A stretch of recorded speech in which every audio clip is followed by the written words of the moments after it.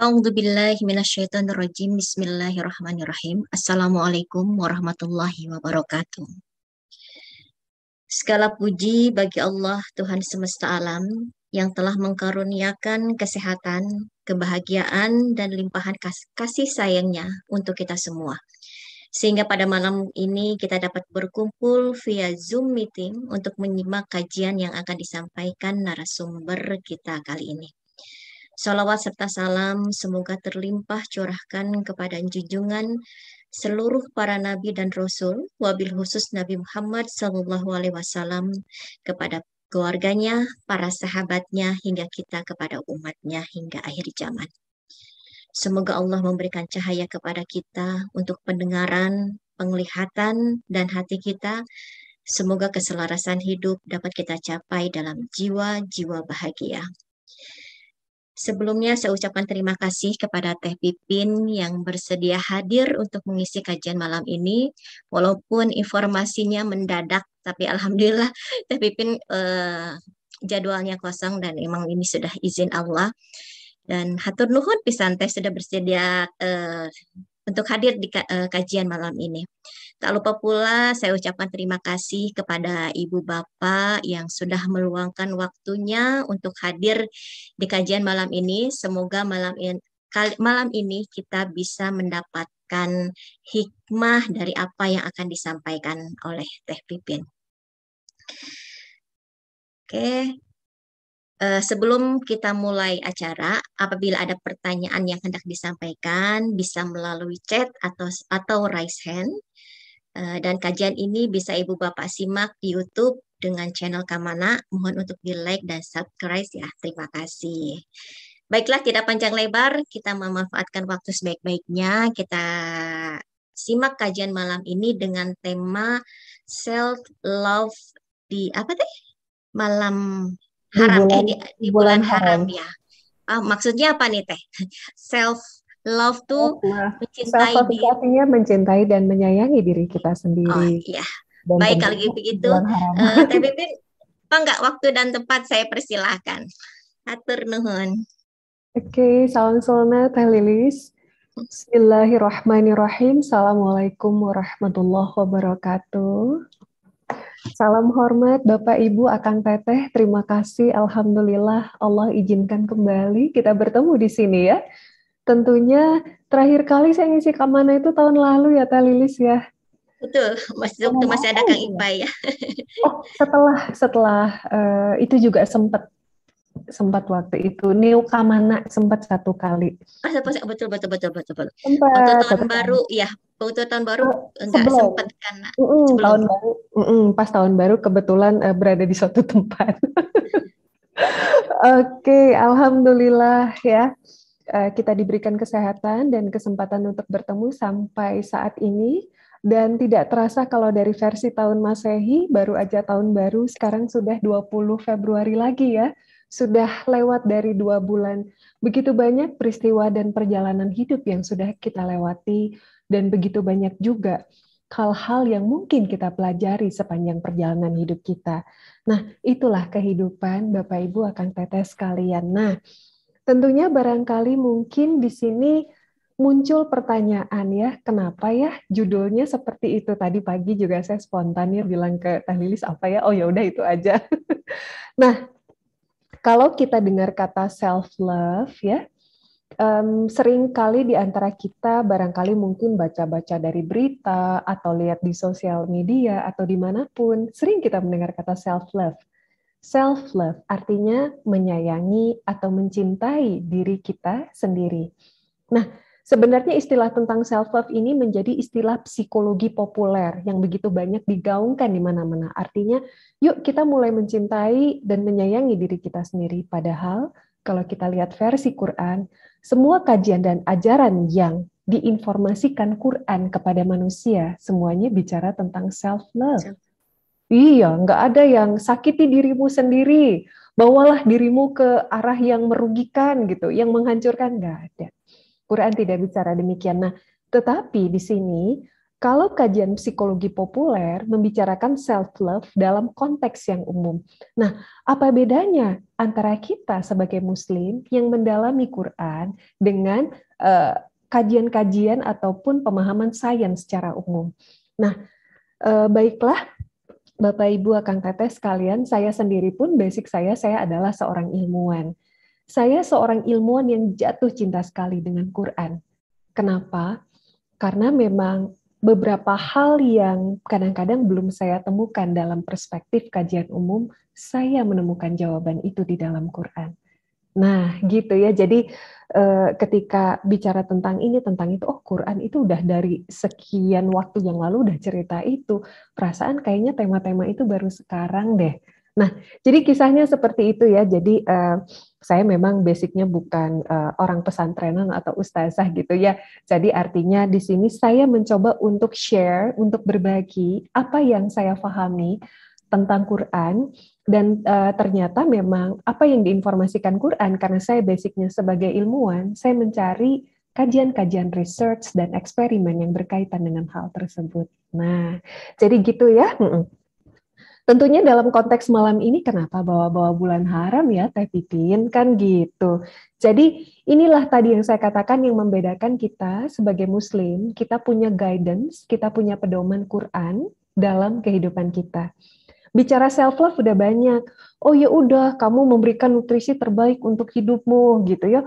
Kamu melakukan hal-hal yang sifatnya untuk mengembangkan dirimu. Ayo kejar pengetahuan sebaik mungkin. Ayo lakukan ini, lakukan itu. Iya. Tetapi Quran bicara manusia sebagai makhluk yang sifatnya utuh. Quran bicara tentang manusia sebagai makhluk yang sifatnya komprehensif dan kita selalu terkoneksi dengan kosmos dan semesta alam. Nah, gitu ya. Jadi, Quran itu memang sangat-sangat lengkap memberikan informasi, bahkan ketika mencintai diri sendiri pun, itu ada beberapa patokan dari perubahan sistem alam yang harus kita perhatikan. Nah, itulah yang akan dibahas malam ini. Memang di sini saya desain sedemikian rupa, ringkas saja, simple saja. Kalau bisa dengan pemahaman ini yuk kita ingat dan kita aplikasi dalam kehidupan sehari-hari. Kenapa saya mengemas ini? Saya berusaha seringkas mungkin, sesimpel mungkin, karena penelitian otak juga bilang, kalau dapat hal barunya itu spektakuler dan jauh dari kebiasaan sehari-hari, itu otomatis ya batang otak kita menerjemahkan hal itu seperti ancaman baru. Sanggup nggak ya? Bisa nggak ya? Yang jadi adalah maju mundur, maju mundur. Mending maju mundur cantik kayak kata Syahrini ya. Ini maju mundur tapi nggak jadi gitu ya, nggak jadi dikerjain. Nah, kita sederhanakan, kita simpelkan karena ya tadi.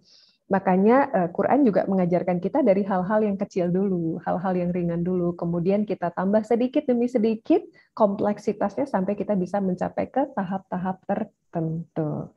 Ya. Nah, baiklah nanti untuk ayat bil ayat Kang Jadi bisa nanti kalau saya ini bantu share Quran ya.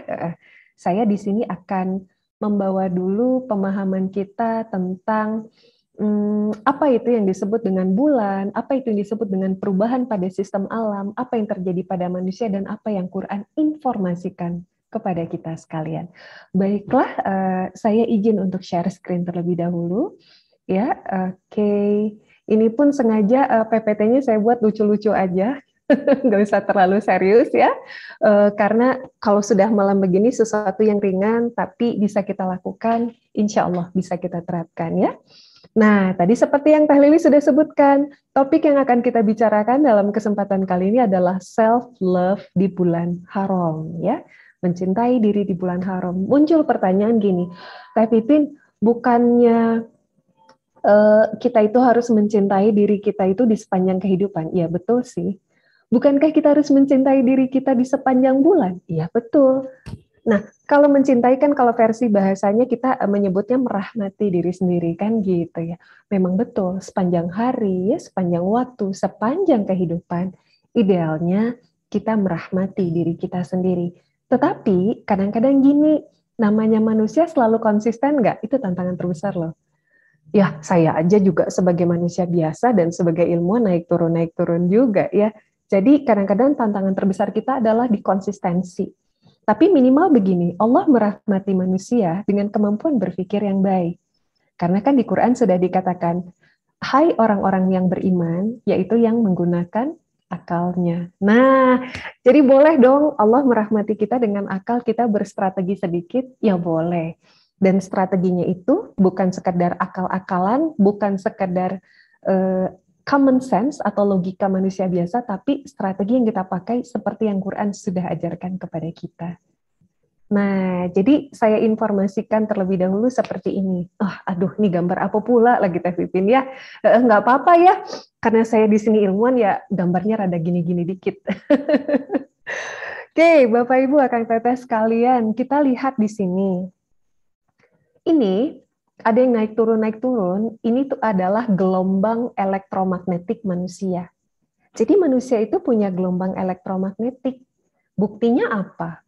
Manusia bisa kesetrum ya. Kadang-kadang orang-orang tertentu dia pegang peralatan elektronik, dia pegang pintu mobil, kemudian menggosok-gosokkan mistar ya, penggaris ke rambut, itu kertas bisa nempel, ada medan elektromagnetik, ada listriknya, bisa kesetrum. Bahkan kadang-kadang kalau dalam beberapa waktu lalu kita melihat ada berita-berita orang tertentu badannya itu kayak ada listriknya. Normalkah itu? Normal. Oke, sip ya. Jadi kondisi seperti itu sangat-sangat normal ya. Oh sebentar ya, saya off-kan sebentar, ini jamnya bunyi. Sebentar.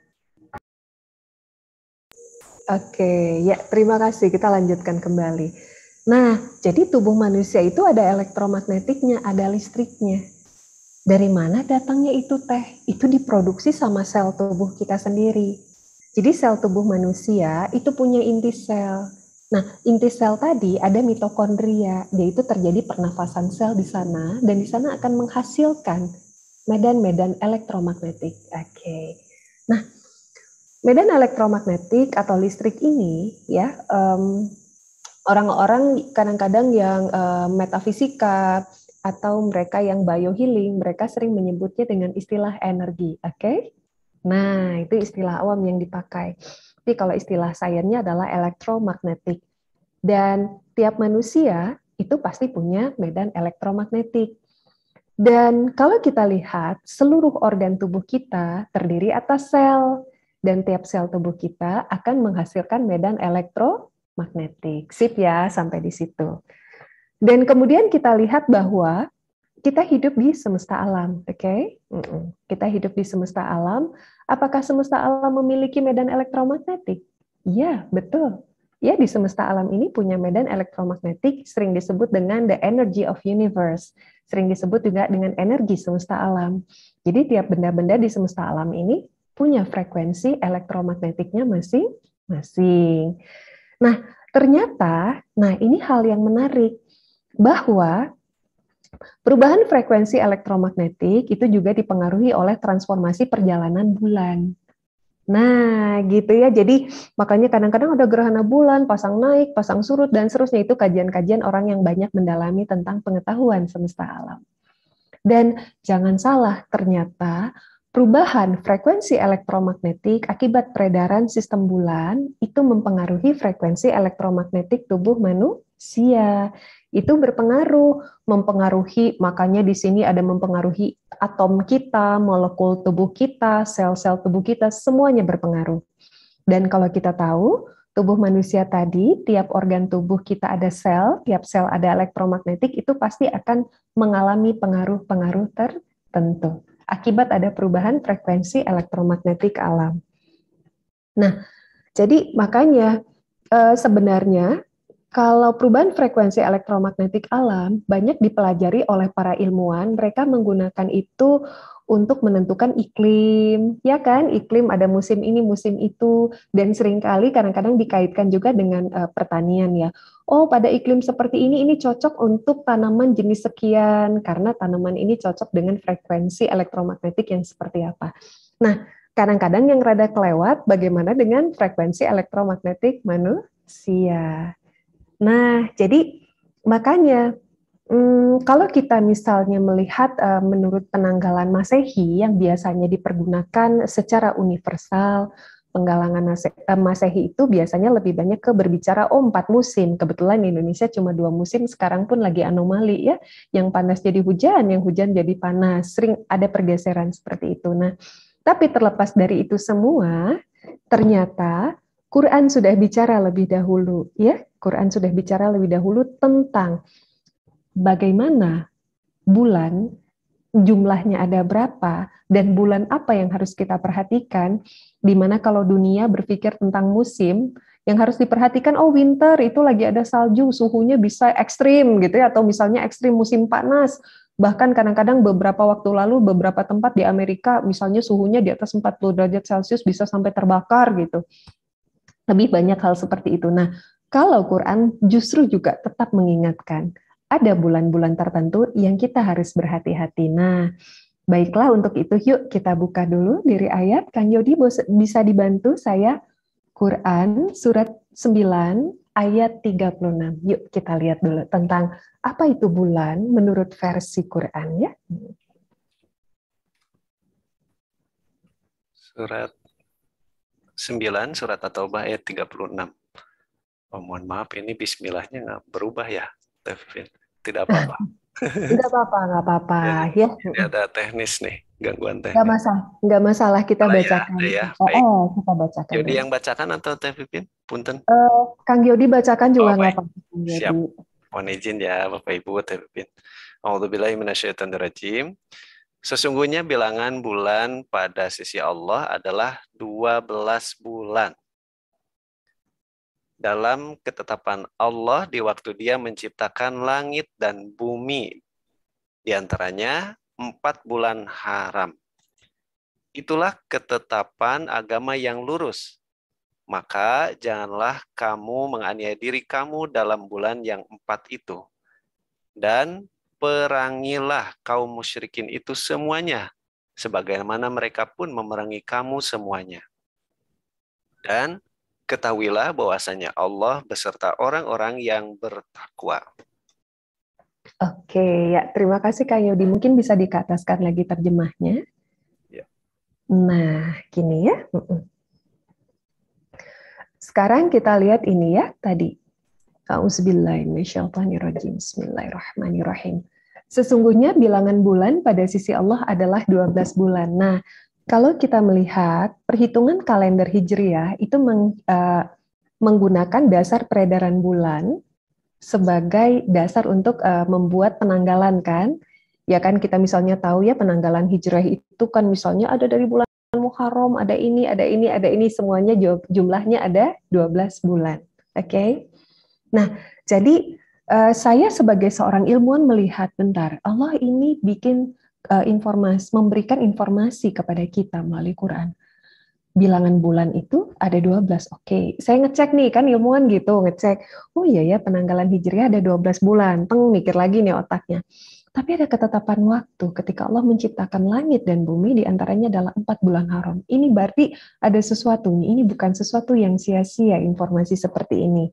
Nah, karena saya sebagai seorang ilmuwan kan saya penasaran. Ternyata memang peredaran bulan itu akan mempengaruhi perubahan energi kosmos, elektromagnetik semesta alam. Itu sangat erat kaitannya dengan perubahan elektromagnetik pada tubuh manusia. Jadi saya bisa paham, saya paham. Mengapa tadi penanggalan versi Hijriah menggunakan perhitungan bulan? Kejawab kan, otak ilmuannya begitu kan? Karena memang Al-Quran itu sesungguhnya adalah sains dan logika. Jadi makanya saya mencoba membedah atau mengulik dari sisi hal yang sifatnya saintifik tadi. Kemudian saya mulai berpikir lagi, nah kalau misalnya kita melihat dari 12 bulan tadi ada 4 yang menjadi bulan haram. Oke? Nah, ada 4 yang bulan haram berarti ini ada 4 bulan yang sangat penting yang harus kita perhatikan. Nah, sebagai seorang muslim, saya juga mendapatkan informasi bahwa salah satu bulan yang bisa kita pergunakan untuk membuat transformasi diri, kalau kemarin hilaf dan seterusnya itu Ramadan, kan gitu ya. Ramadan itu kan simulasinya versi Quran ya. Dan saya juga bisa memahami mengapa bulan Ramadan itu simulasinya dibuat puasanya, ibadahnya, silaturahminya, baca Qur'annya, sodakohnya, dan lain sebagainya. Itu dibikin 30 hari, harinya adalah ya paling cepat juga 29 hari. Saya terjawab. Karena fungsi neurotransmitter atau kode di otak akan terbentuk kalau aktivitas itu dilakukan minimal 30 hari. Saya jadi nangkap, oh oke. Berarti make sense nih gitu ya, makin pede kan, makin mantep hatinya. Wah ini informasi Quran nggak boleh ditinggalkan begitu saja nih gitu. Nah kemudian hal berikutnya yang saya perhatikan kalau ada Ramadan itu bulannya satu kan, saya mikir apalagi 4 bulan. Nah ternyata kan 4 bulan itu sudah banyak dijelaskan dalam sejarah-sejarah Islam. Oke. Nah sejarah-sejarah Islam itu bicara 4 bulan haram itu kan ada Rajab, Zulkaidah, Zulhijjah, ada Muharram, ya 4 bulan haram. Nah, seperti yang disampaikan ayat tadi, yuk Kang Yodi, punten kita share lagi ayatnya. Nah, ini hal yang saya garis bawahi, oke ini 4 bulan haram nih, ada Rajab, ada Zulkaidah, Zulhijjah, ada bulan Muharram ya, tahun baru Hijriah atau tahun baru Islam itu sendiri. Nah, kemudian itu adalah ketetapan agama yang lurus. Berarti kalau ketetapan agama yang lurus berarti ini adalah track yang harus kita ikuti nih. Nah, gitu. Kemudian yang membuat saya jadi tersentak lagi atau seperti disadarkan kembali. Nah, ini nih kalimat berikutnya. Maka janganlah kamu menganiaya diri kamu dalam bulan yang 4 itu. Berarti kan 4 bulan ini adalah kode penting ya untuk manusia. Rajab, saat ini kita sedang Rajab ya. Kalau di ini saya juga ngelihat nih. Lagi penanggalan Hijriah ya. Sekarang itu kan kita lagi 19 Rajab ya. Bulan Rajab ya. Rajab, Zulkaidah, Zulhijjah, Muharram. Berarti 4 bulan ini kita jangan menganiaya diri. Kemudian kadang-kadang muncul pertanyaan berikutnya bagi saya ketika mengkritisi. Enggak lah, menganiaya dari mana? Makan tetap makan, tidur tetap tidur, vitamin diminum, olahraga jalan. Menganiaya seperti apa yang diingatkan? Nah, Quran ngingetin kita, berarti ada sesuatu kan? Yuk, kalau gitu kita coba lihat lagi pada ulasan ayat berikutnya, karena Quran itu ngasih tahu biasanya tuntas kok. Kita lihat lagi di surat 2, ayat 217. Nah, itu dia. Oke, mangga Kang Yodi bisa bantu dibacakan kembali. Ya. Surat 2 Al-Baqarah ayat 217. A'udzubillahi minasyaitonirrajim. Bismillahirrahmanirrahim. Mereka bertanya kepadamu tentang berperang pada bulan haram. Katakanlah, berperang dalam bulan itu adalah dosa besar. Tetapi menghalangi manusia dari jalan Allah, kafir kepada Allah, menghalangi masuk Masjidil Haram, dan mengusir penduduknya dari sekitarnya, lebih besar dosanya di sisi Allah. Dan berbuat fitnah lebih besar dosanya daripada membunuh. Maka mereka tidak henti-hentinya memerangi kamu sampai mereka dapat mengembalikan kamu dari agamamu kepada kekafiran. Seandainya mereka sanggup, barang siapa yang murtad di antara kamu dari agamanya, lalu dia mati dalam kekafiran, maka mereka itulah yang sia-sia amalnya di dunia dan di akhirat. Dan mereka itulah penghuni neraka, mereka kekal di dalamnya. Oke, ya kita lihat kembali. Kalau kita melihat kata haram, ya, haram itu asal katanya itu kalau di Quran itu adalah hurum. Hurum itu artinya dihormati. Berarti 4 bulan ini selain Ramadan menjadi bulan yang signifikan, bulan yang penting, yang idealnya harus dihormati. Nah, tentunya di sini saya akan membicarakan seperti apa kita menyayangi diri kita sendiri di bulan ini, dalam rangka kita menghormati bulan ini dan efek apa yang terjadi pada tubuh kita, kan gitu ya. Nah, sekarang kalau kita lihat di sini, mereka bertanya tentang berperang pada bulan haram. Kalau kita berpikir di era saat ini kita tidak lagi berperang seperti mungkin di dahulu kala, ya berperang itu jelas ya dengan strategi tertentu, dengan peralatan tertentu, dengan ini itu dan seterusnya. Tetapi kadang-kadang ada satu hal yang perlu kita bayangkan. Ternyata perang di era digital itu ternyata tantangannya lebih berat. Kenapa? Karena itu berkaitan dengan perang mengendalikan mata dan otak kita. Kalau berperang angkat senjata, tembak sana, tembak sini, kayaknya udah enggak deh. Itu lebih mudah terkontrol karena jelas, oh itu kayaknya kekerasan, itu adalah kejahatan. Tapi kalau perang pikiran dan perang mata untuk mengendalikan hal-hal yang seperti itu tantangannya yang lebih besar. Nah, kalau begitu, apa kaitannya berperang yang diungkapkan ayat ini dengan tema kita self-love? Nah, jadi yang dikatakan berperang di sini artinya adalah marah-marah, yaitu rasa amarah. Karena berperang itu identik dengan adrenalin, oke? Perang identik dengan adrenalin, dan perang itu identik dengan sesuatu yang sifatnya itu ada menyerang dan seterusnya. Nah, jadi salah satu tantangan terbesar bagi kita adalah untuk mengendalikan rasa amarah ketika kita berada di bulan haram. Kalau selama ini kan kita ingat gini, lagi puasa nggak boleh marah, nggak boleh marah. Itu kan saya masih ingat dulu ya kalau masih zaman-zaman sekolah kan gitu. Kata Pak Ustadz nggak boleh marah loh lagi puasa. Oh ya udah nanti gue marah sama lu nunggu puasanya udah kelar gitu. Itu kan sering terjadi dulu. Padahal sebenarnya gini, setelah menjadi ilmuwan saya memahami bahwa selama berada di bulan haram, terjadi perubahan frekuensi elektromagnetik di semesta alam. Tubuh kita seperti sedang diriset ulang, ditata ulang vibrasi elektromagnetiknya. Nah, ketika kita melakukan hal-hal yang dalam tanda kutip sifatnya fatal, salah satunya adalah marah, pertengkaran yang dahsyat, permusuhan, itu akan merusak sistem tubuh kita. Nah, di sini saya akan tunjukkan kembali kira-kira apa efeknya yang terjadi pada tubuh kita, ya.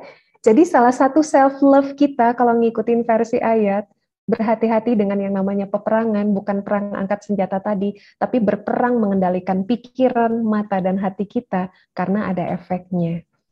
Nah, jadi ya tubuh kita sedang mengalami perubahan frekuensi elektromagnetik karena alam sudah demikian. Bisa kita bayangkan ketika kita berada pada situasi amarah, adrenalinnya over, ya hormon adrenalinnya berlebihan, gula dilepaskan ke dalam darah banyak karena marah, pertengkaran, permusuhan. Kemudian bisa kita bayangkan juga hormon stres ya, kortisol yang dihasilkan itu menghasilkan racun sisa-sisa metabolisme di tubuh kita. Beberapa organ tubuh akan terganggu. Nah, kan gitu. Enggak kok, marahnya cuma sebentar, katanya gitu ya.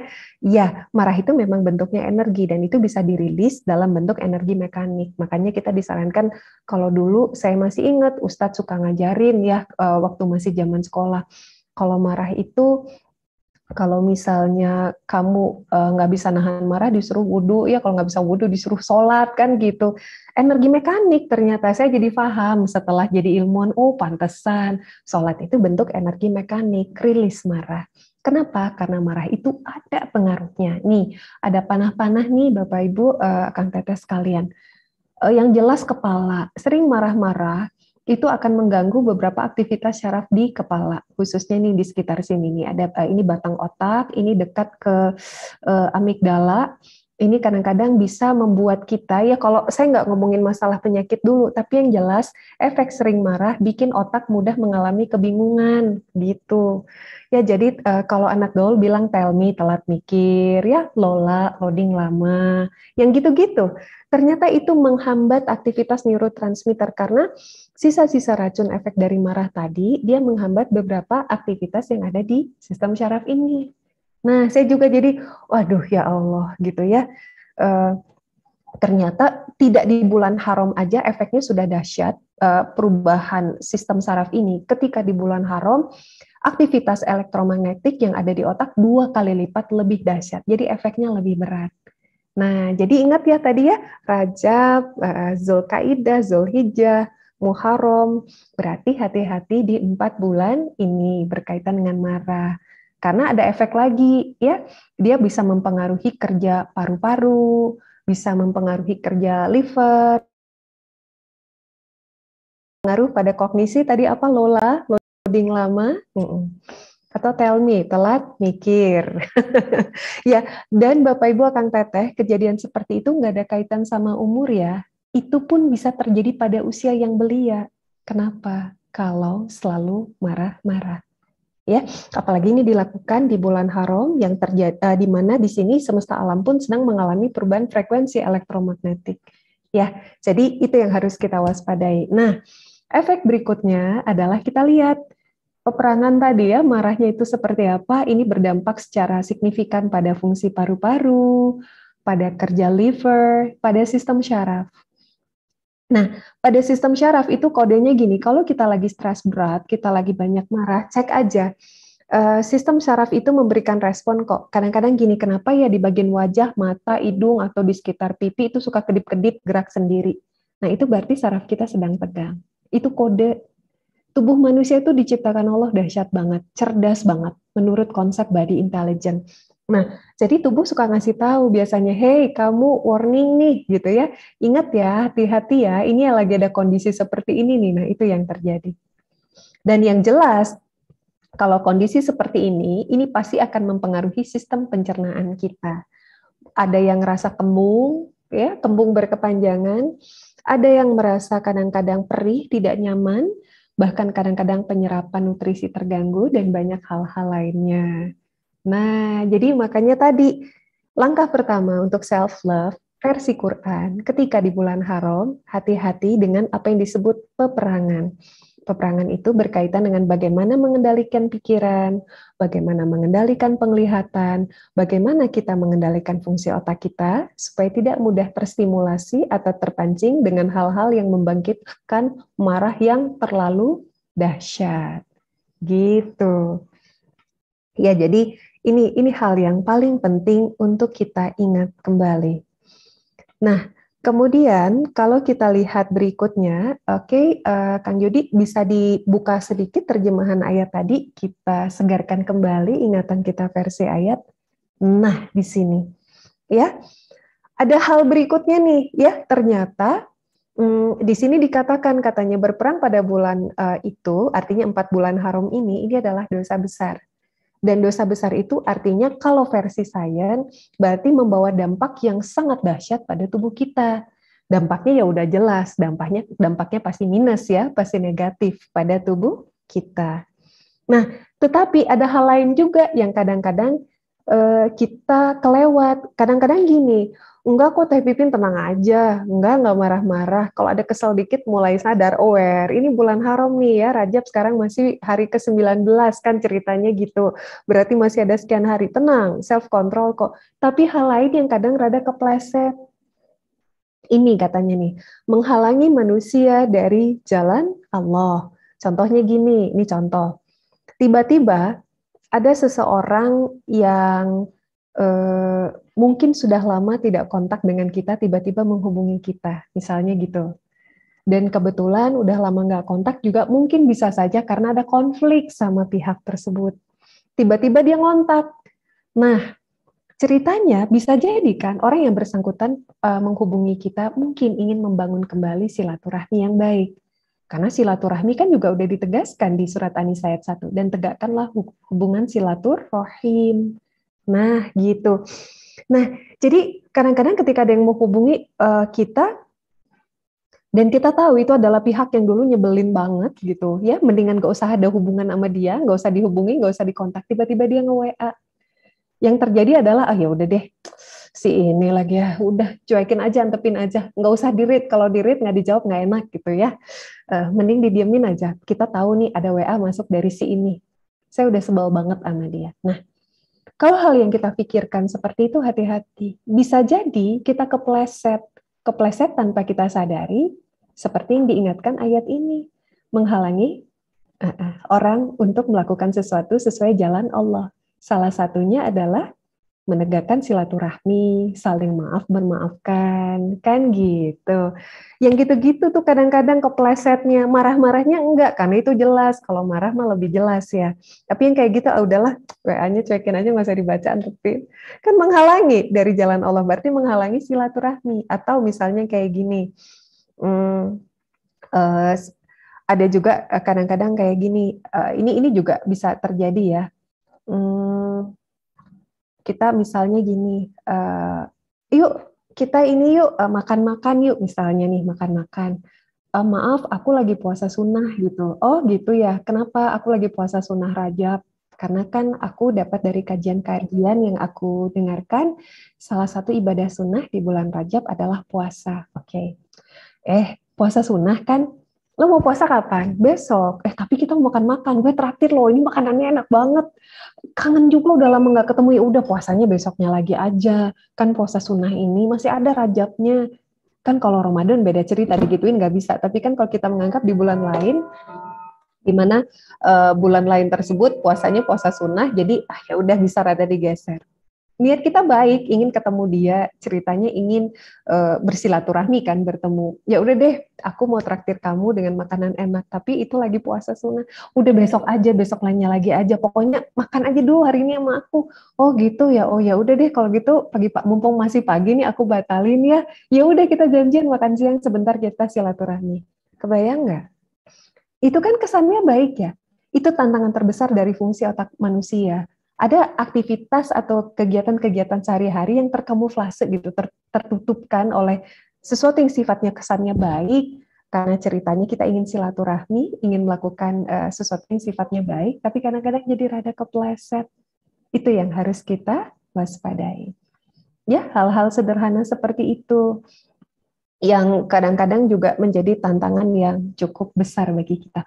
Banyak sih sebenarnya contoh-contoh dalam keseharian kita ya, artinya kadang-kadang menghalangi seseorang atau mungkin diri kita sendiri untuk masuk ke jalan Allah ya.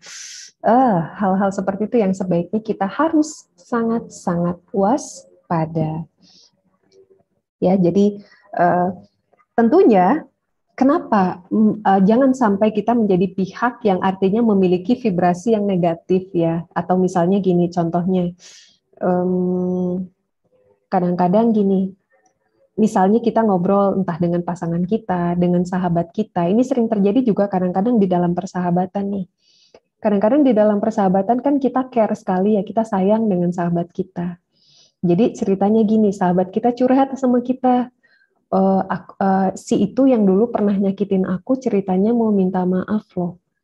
Oh gitu, kalau menurut kamu gimana? Misalnya minta pendapat kita. Kadang-kadang kita ingat, gila loh, mau dimaafin gitu aja. 2M itu nggak sedikit loh. Wah, misalnya seorang F nih yang ngasih tahu gitu ke temennya.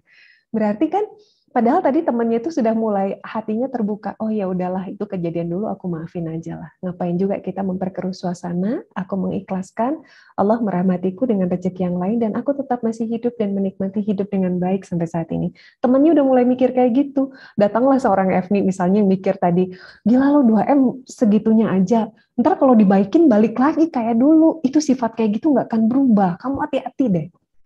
Hati-hati. Kadang-kadang kita bisa menjadi penasehat-penasehat yang mempengaruhi orang-orang di sekitar kita, yang kadang-kadang bisa menghalangi orang, termasuk diri kita, untuk masuk ke jalan Allah, yaitu jalan yang penuh dengan Ar-Rahman, Ar-Rahim, kasih dan sayang.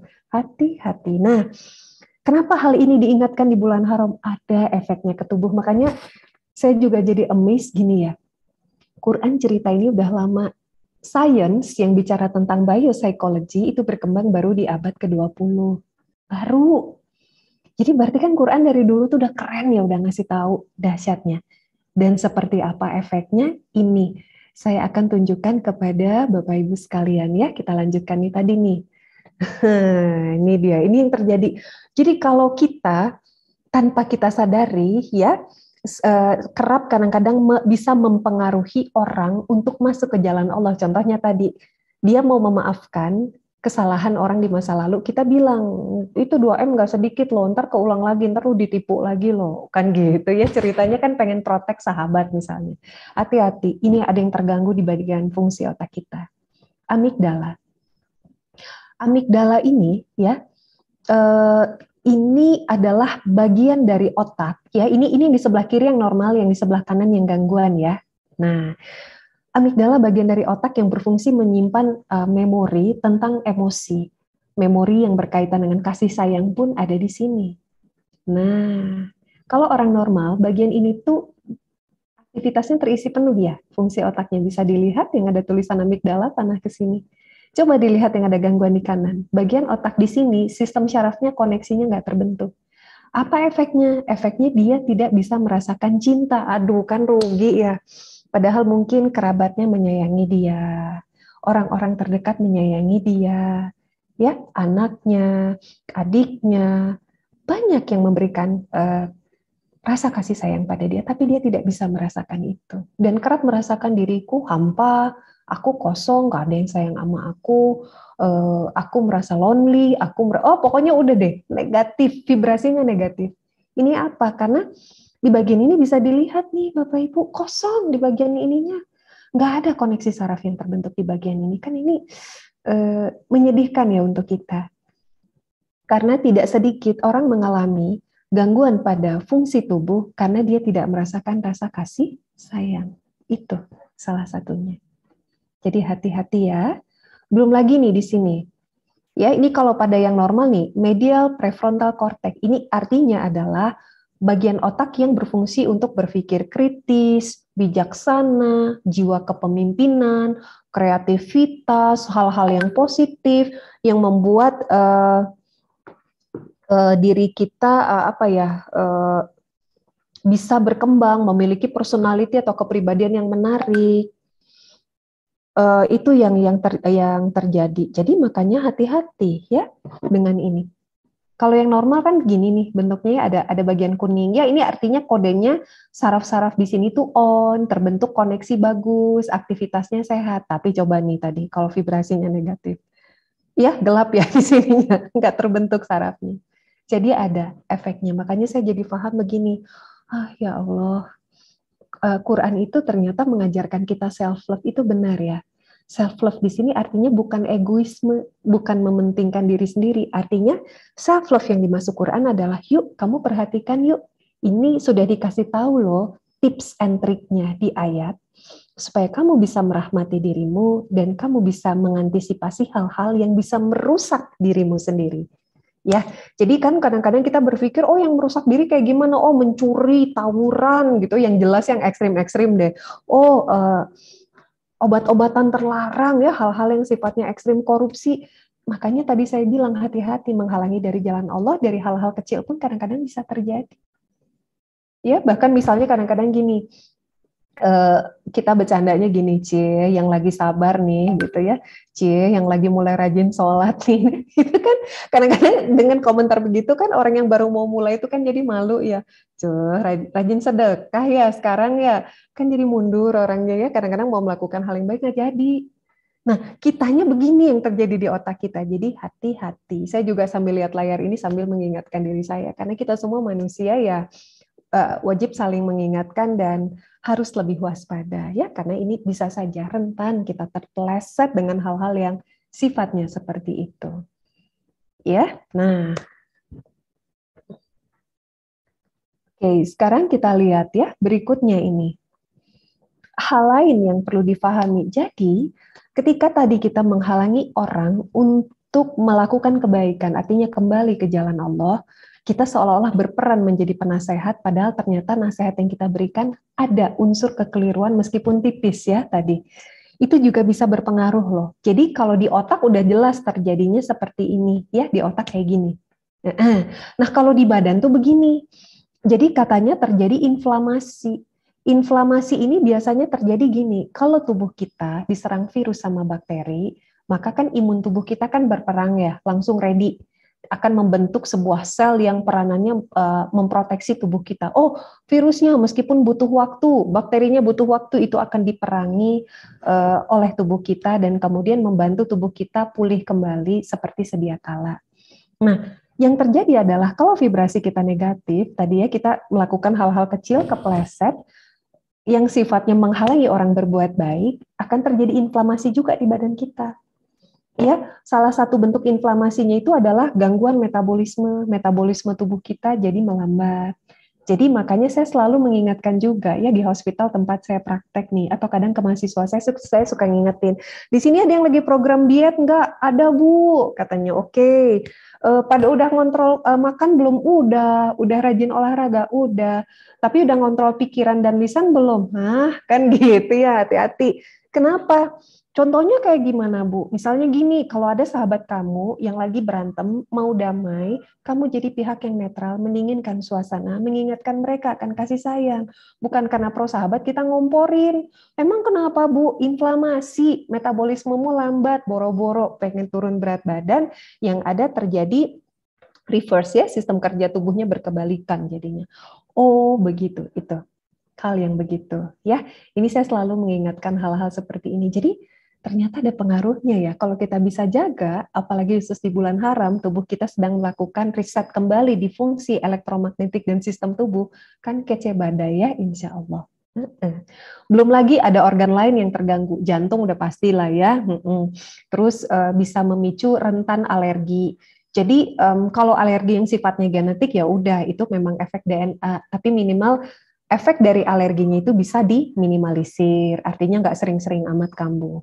Ya, jadi artinya tidak membuat tubuh kita itu seperti layaknya yang sakti mandraguna gitu, nggak pernah sama sekali sakit loh saya, canggih amat gitu ya. Kan kita manusia biasa ya, aktivitas kita kan kadang-kadang beragam, daya tahan tubuh kita pun naik dan turun ya, tetapi setidaknya tadi, bahwa kalaupun kita misalnya saat ini sedang didiagnosa penyakit tertentu karena faktor genetik ya, kita masih bisa menjalani hidup, kita masih bisa menikmati hal-hal kecil dengan aktivitas-aktivitas kecil ya. Jadi hal-hal seperti itu sih ya, berpengaruh ke gula darah tubuh pasti ya, bisa autoimun, kemudian jadi ini ya mengganggu pembuluh darah dan lain-lain. Jadi ada efeknya.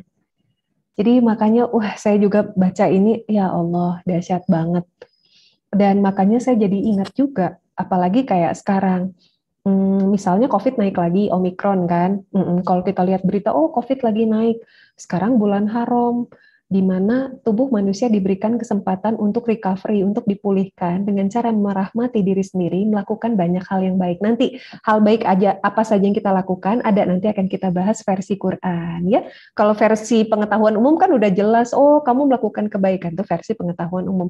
Yang diinginkan Quran dong yang kita kerjain. Itulah yang membedakan kualitas kita yang memahami Quran dengan yang sekedar pengetahuan umum ya gitu. Jadi ada efek seperti itu. Nah, makanya hal-hal seperti itu yang perlu kita perhatikan. Jadi makanya berikutnya ya kita lihat kalau begitu. Kang Yodi, mangga bisa dibuka lagi Quran surat 5 ayat 2. Nah, ini masih kaitan bulan haram nih. Surat 5 ayat 2. Iya, betul sekali. A'udzubillahi minasyaitonirrajim. Bismillahirrahmanirrahim. Hai orang-orang yang beriman, janganlah kamu melanggar syiar Allah, syiar-syiar Allah. Dan jangan melanggar kehormatan bulan-bulan haram. Jangan mengganggu binatang-binatang hadiah dan binatang-binatang qalaid. Dan jangan pula mengganggu orang-orang yang mengunjungi Baitullah sedang mereka mencari karunia dan keridhaan dari Tuhannya. Dan apabila kamu telah menyelesaikan ibadah haji, maka bolehlah berburu. Dan janganlah sekali-kali kebencianmu kepada sesuatu kaum karena mereka menghalang-halangi kamu dari Masjidil Haram, mendorong kamu berbuat aniaya kepada mereka.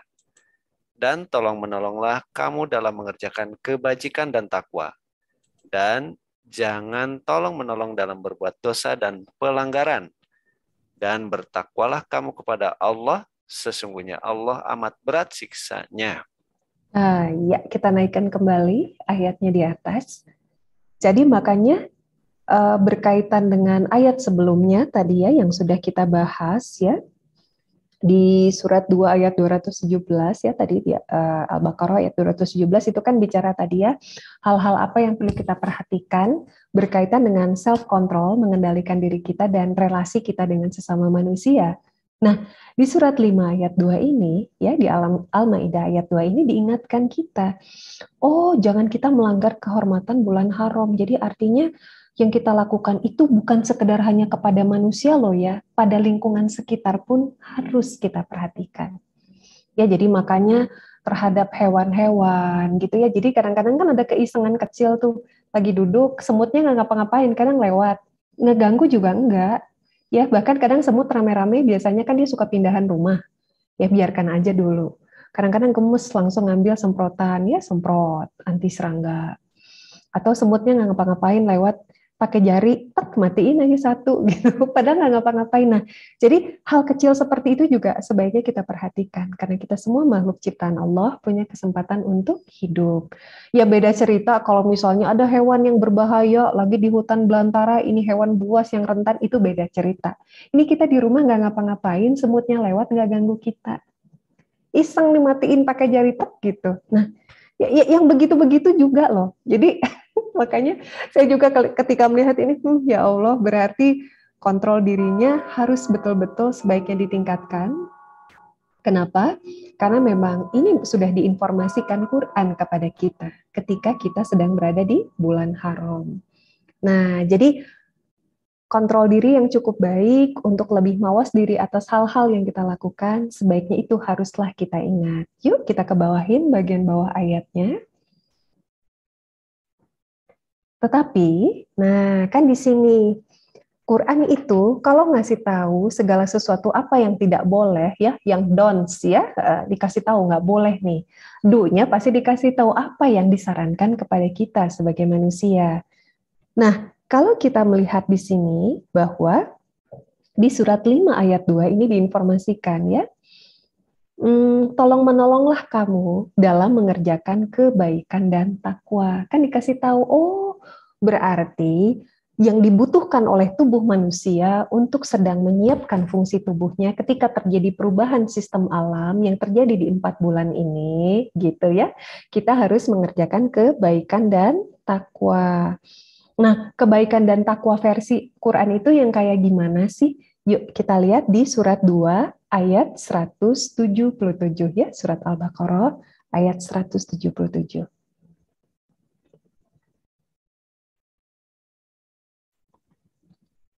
Surat 2 Al-Baqarah ayat 177. A'udzubillahi minasyaitonirrajim. Bismillahirrahmanirrahim. Bukanlah menghadapkan wajahmu ke arah timur dan barat itu suatu kebajikan. Akan tetapi sesungguhnya kebajikan itu ialah beriman kepada Allah. Hari kemudian, malaikat-malaikat, kitab-kitab, nabi-nabi, dan memberikan harta yang dicintainya kepada kerabatnya, anak-anak yatim, orang-orang miskin, musafir yang memerlukan pertolongan, dan orang-orang yang meminta-minta, dan memerdekakan hamba sahaya, mendirikan sholat, dan menunaikan zakat, dan orang-orang yang menepati janjinya apabila ia berjanji, dan orang-orang yang sabar dalam kesempitan, penderitaan, dan dalam peperangan.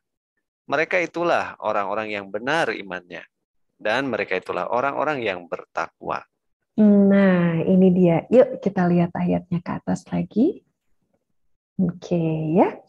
Jadi berarti Quran menginformasikan kepada kita ya berbuat baik dan takwa yang seperti apa sih yang diinginkan? Ternyata di sini ya beriman kepada Allah itu sudah jelas sudah wajib. Berarti kalau begitu hope harapan kita itu sebaiknya hanya diberikan kepada Allah. Karena kadang-kadang gini, salah satu yang jadi tantangan terbesar gini, kalau saya melihat ya, karena saya di sini sebagai akademisi, saya mendampingi mahasiswa saya. Kadang-kadang rentan nanya gini, Bu Efni, aku lihat ya Bu ya, horoskop zodiak aku tuh di hari ini katanya kayaknya lagi nggak beruntung. Nah, kita tidak bisa menyalahkan bahwa manusia dirahmati Allah dengan fungsi akal sehingga kita bisa punya pengetahuan. Tapi kadang-kadang hati-hati ya, iman kepada Allah, jadi artinya seluruh harapan dan fokus perhatian dan hope kita itu hanya kepada Allah. Kadang-kadang rentannya seperti itu. Ketika ada tadi ya generasi Z yang melek digital dengan sangat dahsyat, ya ada aplikasi ini, aplikasi itu. Dia seperti menggantungkan hati dan perasaannya, kehidupannya pada perhitungan zodiak gitu ya. Kata zodiak ini, aku tuh lagi nggak beruntung, Pak. Terus tersugesti kan dianya, pantesan kalau ujian nilainya jelek, sama temen berantem, sama ini apa. Itu kadang-kadang. Jadi artinya kita juga mengingatkan ya kepada orang-orang yang berada di sekitar kita, yuk hope kamu hanya kepada Allah, hati-hati. Karena kadang-kadang ketika kamu baca pengetahuan, kamu hanya mengharapkan hal tersebut pada pengetahuan saja. Percayalah, pengetahuan biasa hanya satu atau segelintir kecil dari ilmu Allah, ya, yang diberikan kepada manusia, jadi jangan 100%, ya.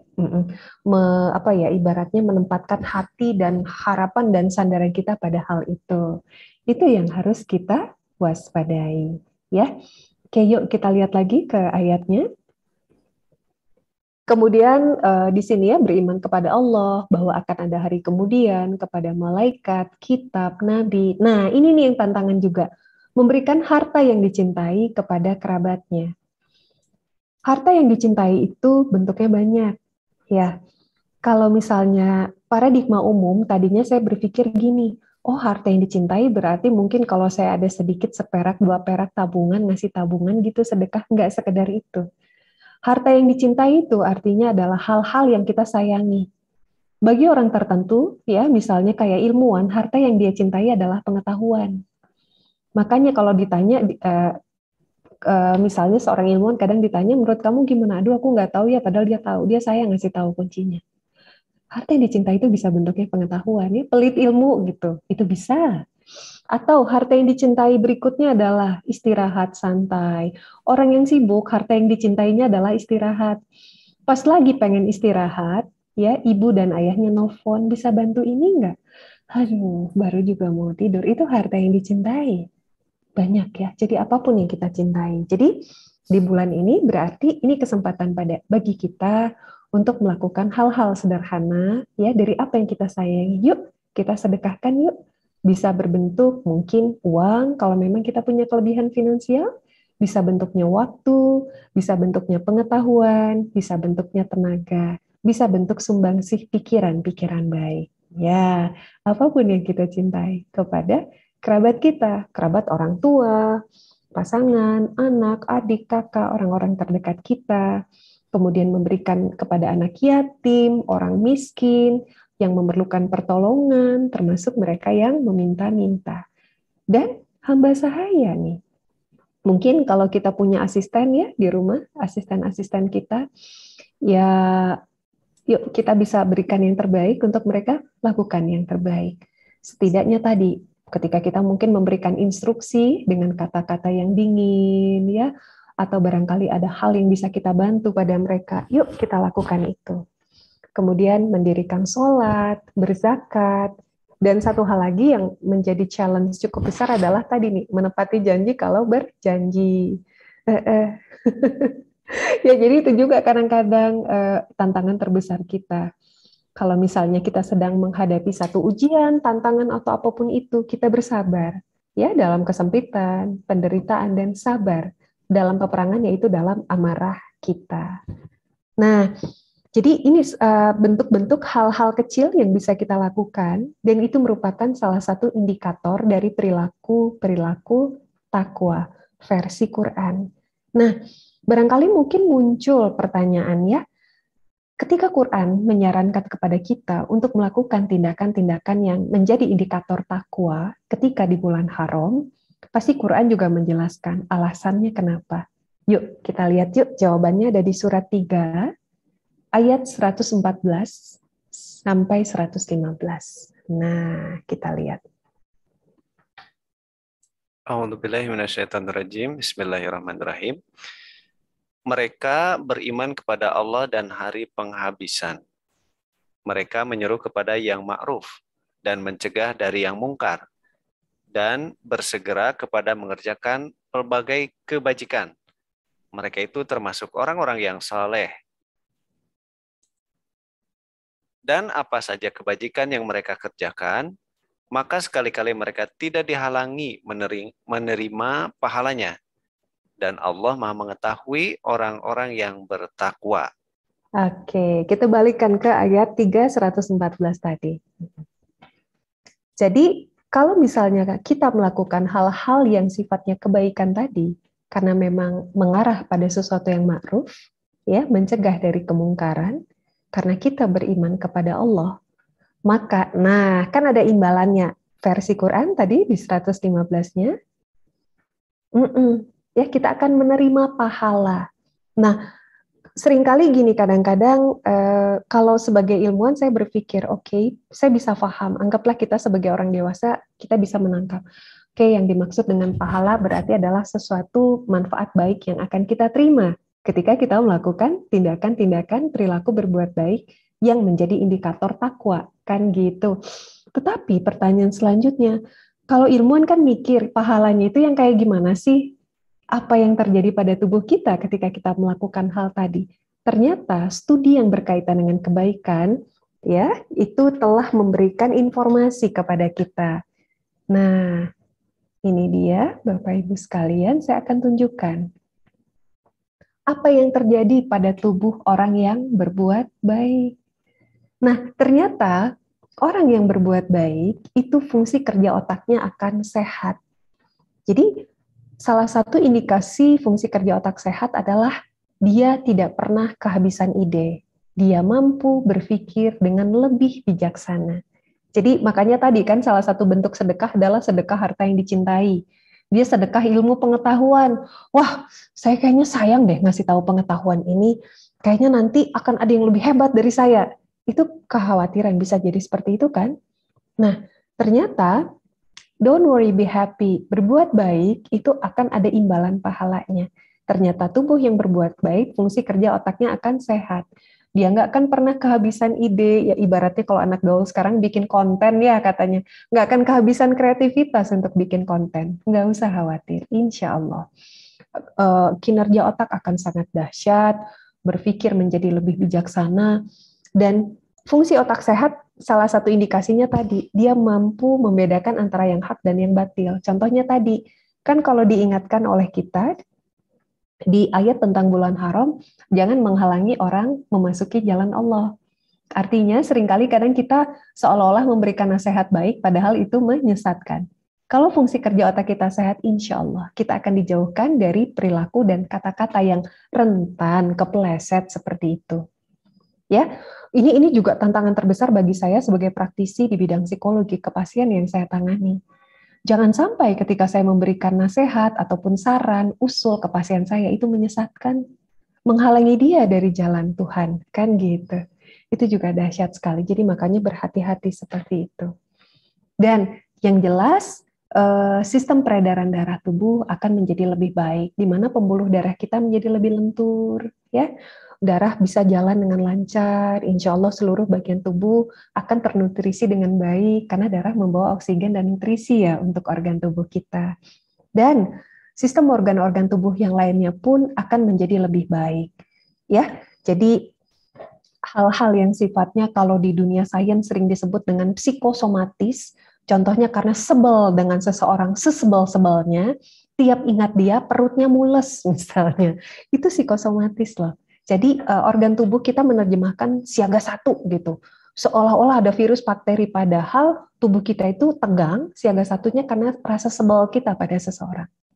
Jadi hal-hal seperti itu insya Allah bisa dijauhkan ya. Jadi kalaupun seandainya misalnya tadi saya bilang sudah ada diagnosa penyakit tertentu karena faktor genetik, karena satu dan lain hal, setidaknya dari sisa usia yang Allah berikan kepada kita, kita masih bisa berfungsi dengan baik, kita masih bisa produktif, masih bisa merasakan nikmatnya dan indahnya kehidupan ini. Ya, jadi makanya untuk hal-hal seperti itu perlu kita perhatikan dan mulai dari sekarang, mumpung sekarang Rajab masih di hari ke-19, berarti kita masih punya waktu, dan nanti tinggal dilihat lagi di penanggalan Hijriah berikutnya. Siap-siap ya, setelah Rajab, nanti kan ada Saban, Ramadan dulu, terus kan nanti ada Zulkaidah, Zulhijjah, Muharram, 3 bulan lagi nih di kalender Hijriah yang baru ini. Insya Allah kita masih punya waktu untuk melakukan riset lagi pada fungsi otak dan fungsi tubuh kita dengan menghindari hal-hal yang sudah diinformasikan Quran kepada kita ya. Jadi kurang lebih seperti itu pemaparan saya. Saya kembalikan ke moderator kita, Mangga Telis. Alhamdulillahirabbil alamin. Cukup mencerahkan ya Teh ya. Tapi sebetulnya intinya self love itu berhubungan dengan apa yang kita lakukan kepada orang lain, justru itulah kita sedang mencintai diri kita ya Teh ya. Sebetulnya seperti itu ya. Iya, betul sekali. Jadi kita tidak melakukan hal-hal yang sifatnya merusak diri kita, ya. Padahal ternyata kita tidak menyadari itu merusak diri kita, ya Betul, tadi. betul, betul. Gitu. Jadi seperti kayak di Quran, kebaikan akan kembali pada diri, keburukan pun sebaliknya akan kembali pada diri kita sendiri begitu. Baik Ibu Bapak, kami persilahkan kepada para audien di sini barangkali ada pertanyaan yang hendak disampaikan kepada Teh Pipin, dipersilahkan atau memang sudah pada paham semuanya? Bagaimana? Wah, kayaknya nggak ada deh, udah pada ngerti nih Teh. Tinggal aplikasinya nih yang lumayan butuh usaha yang nggak nggak nggak mudah gitu. Iya, memang tantangan terbesar kita dari manusia adalah konsistensi ya. Jadi memang saya pun juga suka merasakan, wah ini ada hal baru nih, kayaknya seru juga untuk dilakukan. Semangat, 1 minggu pertama, di minggu kedua. Kadang-kadang kelupaan lagi, itu sih tantangan terbesar kita ya. Oke. Baik, kalau tidak ada pertanyaan, sepertinya kita sudahi saja acara kajian malam ini. Karena memang sepertinya udah pada paham semua sih, tinggal aplikasinya. Mudah-mudahan Allah memudahkan kita untuk bisa melaksanakan apa yang disampaikan pada malam ini. Namun Kang Yodi punten mau sedikit membacakan apa yang saya tulis pada malam ini. Ini baru ditulis beberapa menit yang lalu, mendadak sekali. Mudah-mudahan bisa. Ada pertanyaan? Ada pertanyaan satu. Ada? Ada? Oh ada ya? Di Ibu Diah. Oke, siap Mangga. Ini ada pertanyaan dari Ibu Dia Sutarjo. Saya ingin bertanya, bagaimana kita berbuat untuk tidak terjadinya psikosomatik? Gimana Teh? Oke, ya ini pertanyaannya yang baik sekali. Bagaimana kita berbuat untuk tidak terjadinya psikosomatik? Jadi gini, kita kembali dulu pada apa yang dimaksud dengan psikosomatis ya, untuk siapa ini Ibu Dia ya. Jadi Ibu Dia, psikosomatis itu adalah efek-efek yang dirasakan oleh fisik karena hal tersebut dihasilkan oleh pikiran-pikiran kita sendiri. Ya, jadi efek dari pikiran, sesuatu yang terjadi pada psikis, fisiknya deh merasakan. Ya, contohnya tadi ya, sebel sama orang, seringkali pasti bagian pencernaannya enek rasanya. Atau jantungnya jadi nggak nyaman detaknya. Jadi makanya memang kalau kita melihat begini, hal-hal yang menjadi psikosomatik adalah beragam teater yang muncul di pikiran kita. Ayo coba aja dicek sekarang kan, misalnya Omikron lagi tinggi, kalau bisa sih lebih baik di rumah aja, nggak usah kemana-mana. Tantangan terbesar kalau kita berada dalam kesendirian, tidak sedang berinteraksi dalam silaturahmi, teater pikiran itu macam-macam loh. Ada ini, ada si itu, kemana-mana pikirannya. Dan teater pikiran itu yang kadang-kadang bisa mengarahkan kita pada hal-hal yang sifatnya tadi psikosomatis. Contoh, ya, kita mengingat peristiwa di masa lalu yang cukup berat. Peristiwa di masa lalu itu mungkin cukup menyedihkan untuk kita, ya. Dan seringkali gini, kalau secara logika manusia kita berpikir gini, wah dia yang sudah berlaku demikian, kenapa aku yang harus memaafkan? Bukankah harusnya dia yang menyadari kesalahannya, datang kepadaku untuk mengucapkan kata maaf? Nah, kalau kita masih mengingat di kajian tentang surat Al-Imran ya, 3 ayat 133 sampai 136, salah satu hal yang diingatkan Quran kepada kita adalah memaafkan kesalahan orang lain. Kalau berpikir secara logika biasa enak aja, dia yang bikin salah, masa gue yang harus maafin? Tetapi Allah menciptakan sistem semesta alam, termasuk sistem tubuh itu sangat dahsyat. Ya, kenapa? Karena untuk orang yang memaafkan akan ada 2 hormon yang secara otomatis diproduksi oleh tubuh secara cuma-cuma. Nah, nggak butuh obat, nggak butuh stimulan tertentu, nggak butuh hal tertentu. Yang pertama adalah oksitosin hormon kasih sayang. Ini peranannya untuk anti-aging, imunitas, untuk kita merasakan adanya kasih sayang dari orang-orang di sekitar kita, merasa kehangatan gitu ya, merasa hidup kita. Iya, gitu. Yang kedua, serotonin hormon. Hormon yang membuat kita menjadi lebih tenang, tidak mudah cemas, tidak mudah depresi, dan merasa kalem, damai, dan rileks. Adil ya, adil.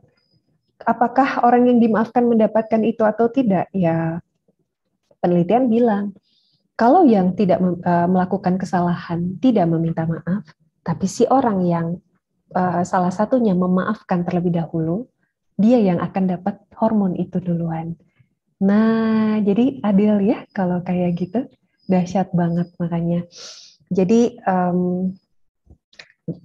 makanya langkah sederhana yang bisa kita lakukan supaya tidak terjadi psikosomatis tadi adalah mengendalikan pikiran, kemudian meluangkan waktu pada saat me time, pada saat tenang, menuliskan kembali nih, kira-kira hal-hal apa yang perlu aku damaikan dari pikiran dan hatiku.